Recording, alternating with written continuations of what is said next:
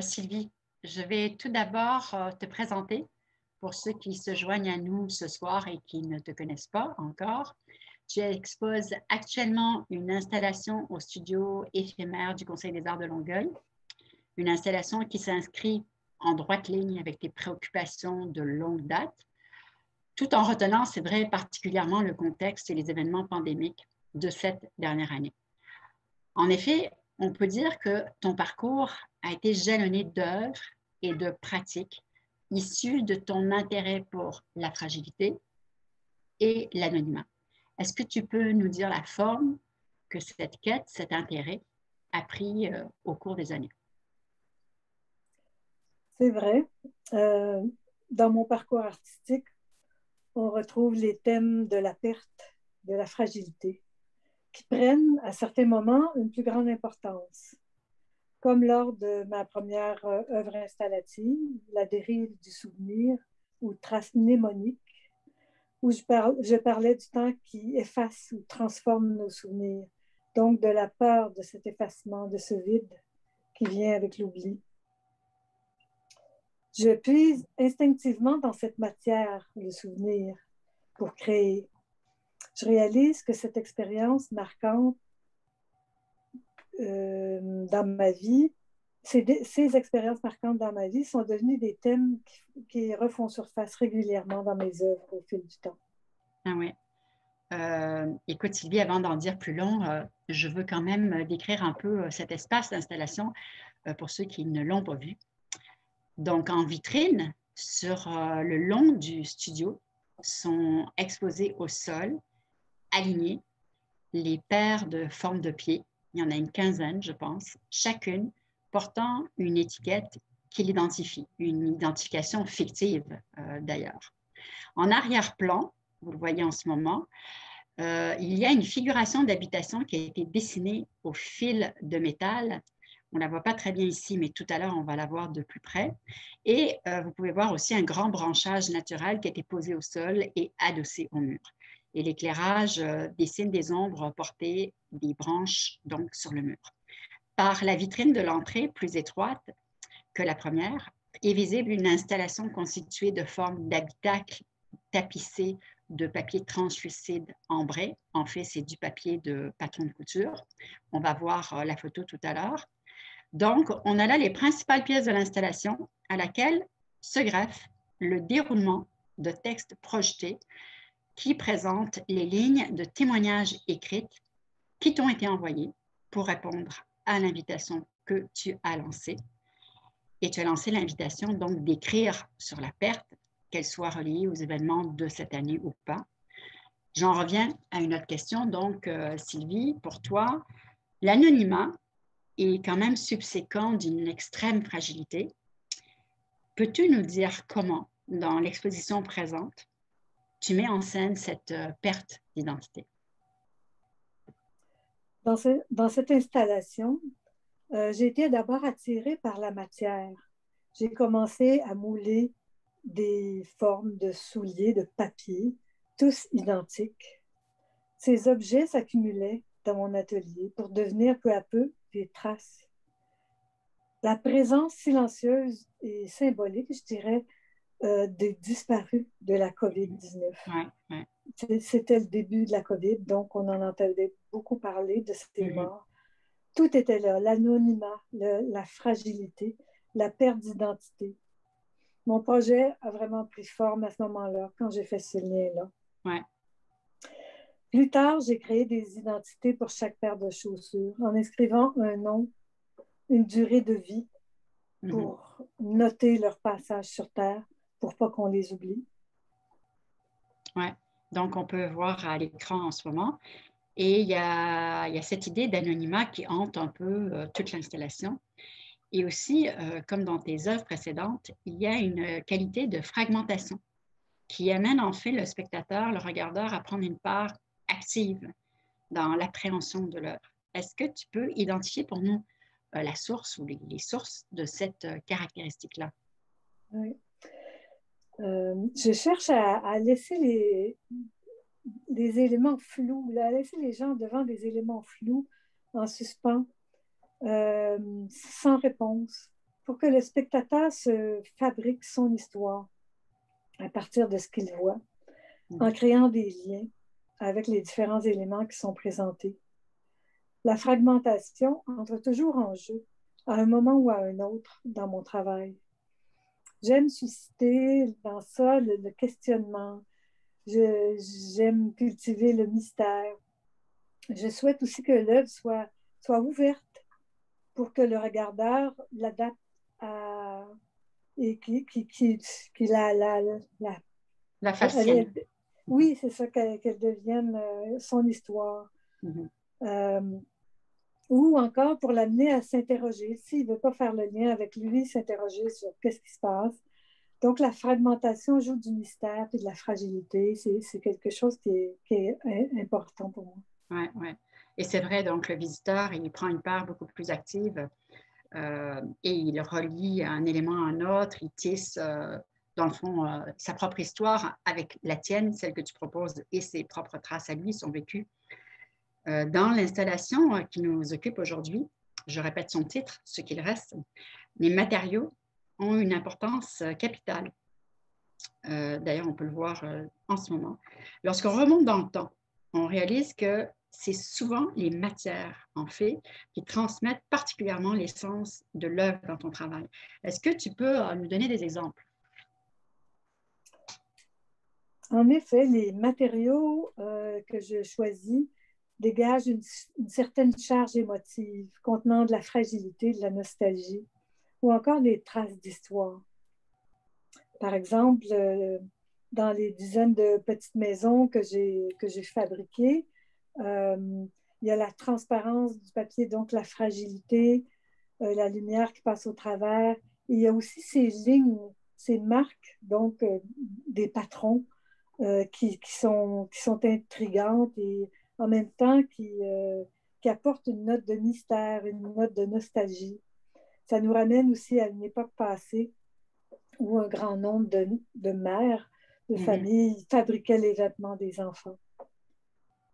Les chaussures de papier sont aussi faites de dizaines de couches de papier. L'allure est un peu différente parce qu'il y en a plusieurs épaisseurs. Donc, mais ça attire aussi l'œil avec ces accumulations de papier pour devenir assez épais. Ça nous rappelle des souvenirs. Les indications, encore là, des lignes imprimées.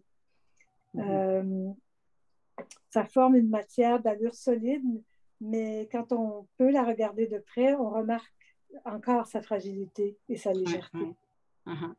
Et donc, toutes ces couches qui se superposent, c'est vrai, elles font allusion, par exemple, aux femmes qui cousaient, mais on peut aussi s'imaginer donc les gestes répétitifs, patients de ces femmes-là, et c'est aussi les gestes répétitifs que toi, tu fais pour mettre en réalisation tes idées.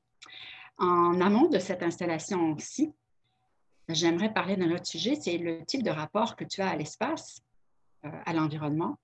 Il y a cette pratique, cette habitude de déambulation en milieu naturel. Et c'est parfois la source même d'une collecte d'objets que tu fais. Et c'est des objets que tu vas intégrer ou non à tes œuvres. J'aimerais que tu nous parles de cette pratique. Oui, c'est vrai. Quand je suis en processus de création, la marche devient importante pour moi. C'est complémentaire finalement à mon travail de création. Parce que dans la marche, je retrouve de l'apaisement. Ça m'aide à placer mes idées ou à laisser de l'espace dans ma tête pour quand je suis en processus de travail.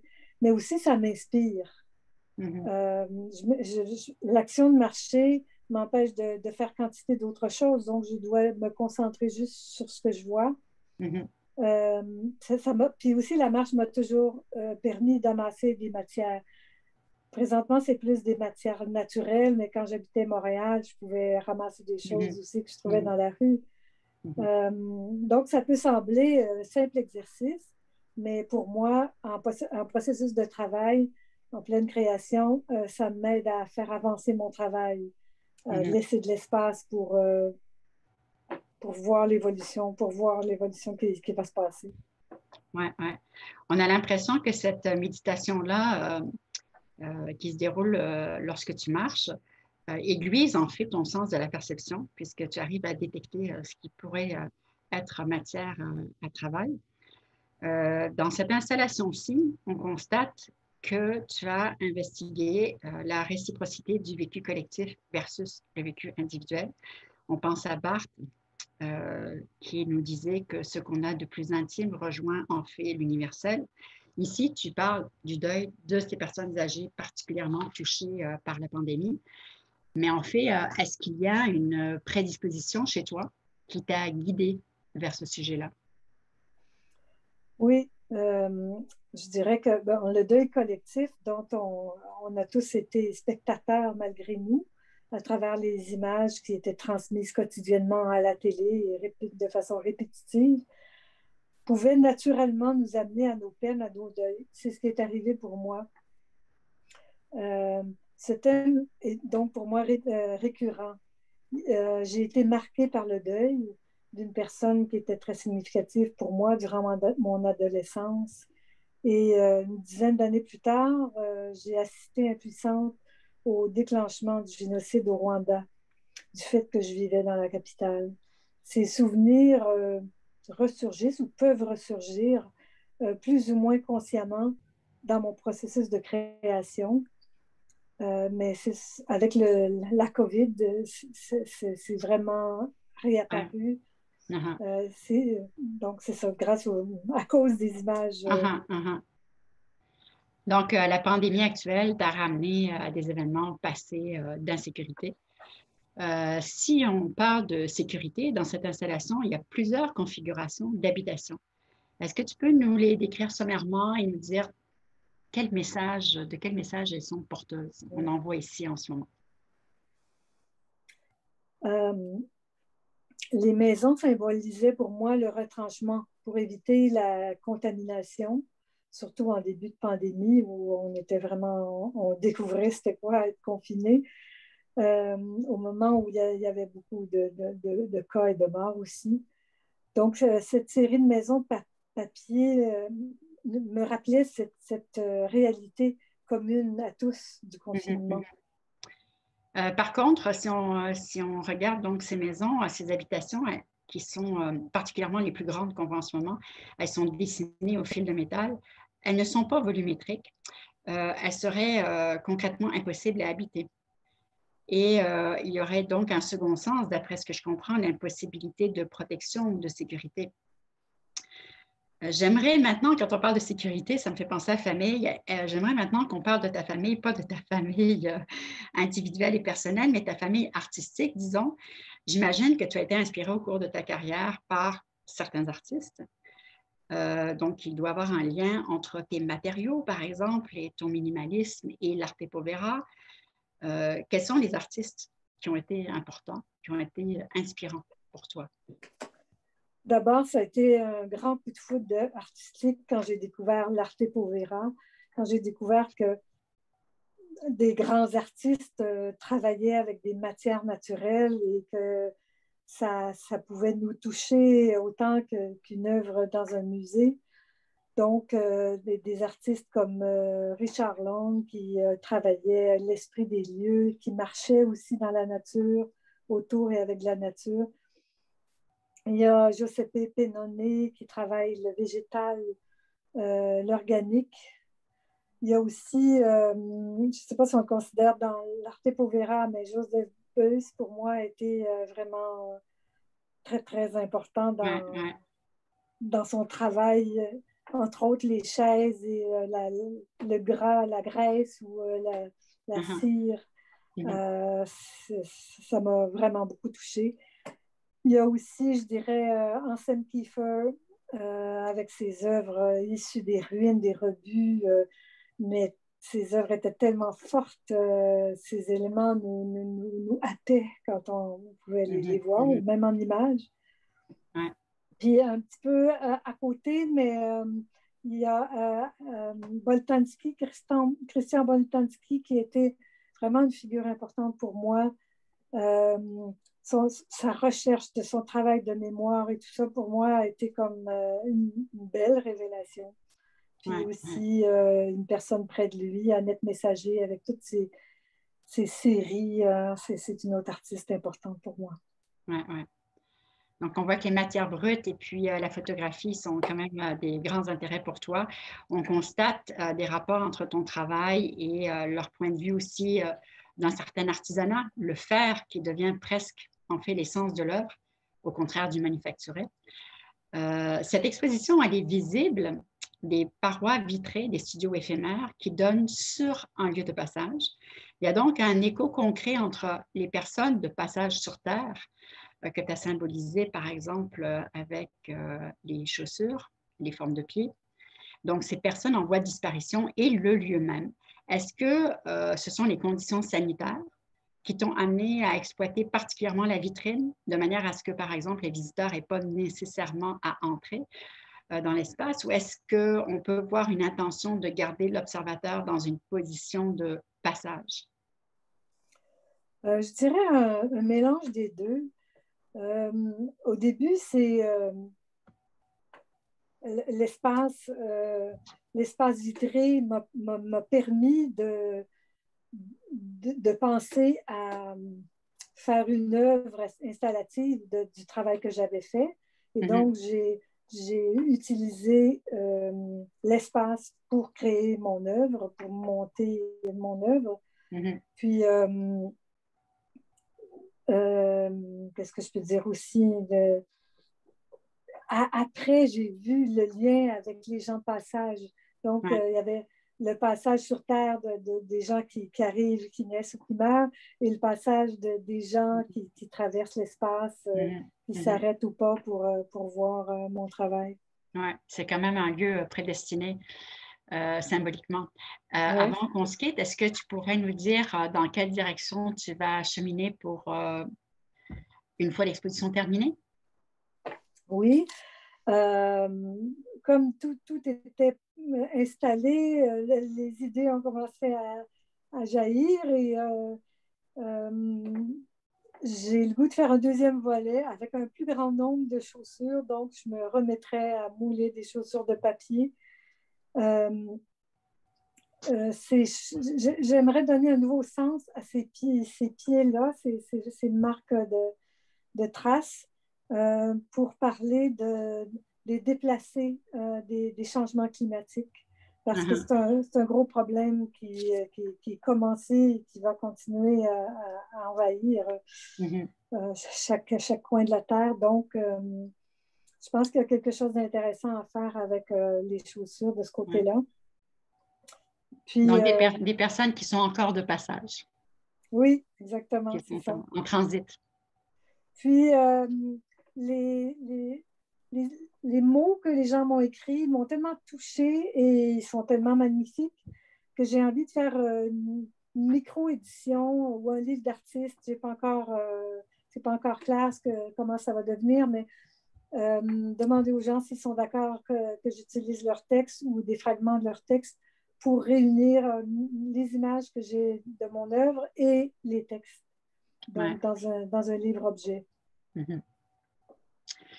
Donc, il va falloir attendre encore un peu avant de visiter cette future installation. Les migrants, puis leur trajectoire, c'est certainement des sujets très sensibles à l'heure actuelle, même si le caractère de migration fait depuis toujours partie intrinsèquement du parcours de certains peuples. Merci Sylvie, en tous les cas, pour cette entrevue. Et je suis heureuse que les gens qui n'ont pas pu se rendre à l'exposition ont pu voir les photographies. Merci et bonne continuation. Merci à toi, Elisabeth.